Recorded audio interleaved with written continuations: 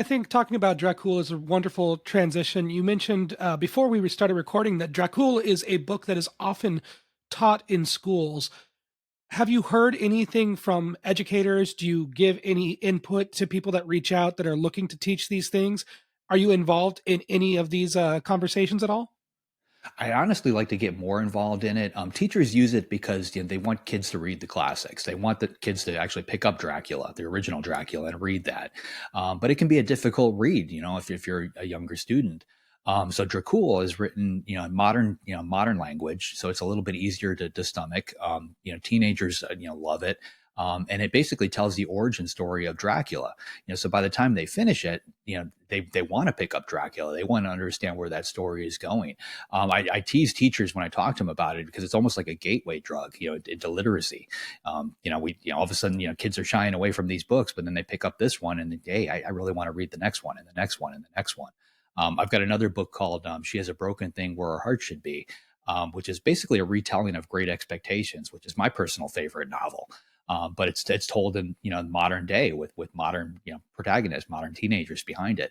And again, kids read that and they, when they finish it up, they want to read the original Great Expectations. And once you open up a Charles Dickens book, you start with one and, you got to read the next and the next and the next. So, it's a great way to get kids into literacy.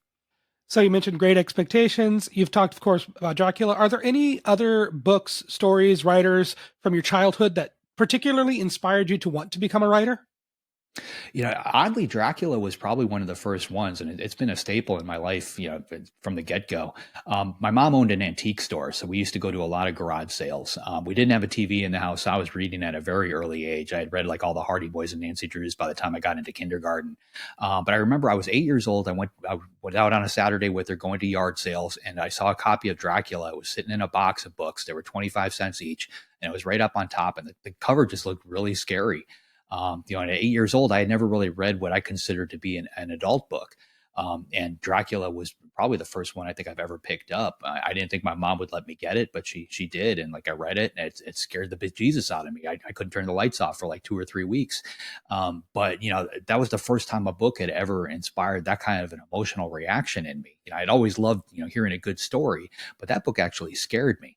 And when I realized that a book could do that, like I've honestly been chasing that feeling ever since as a reader and as a writer, trying to recreate it.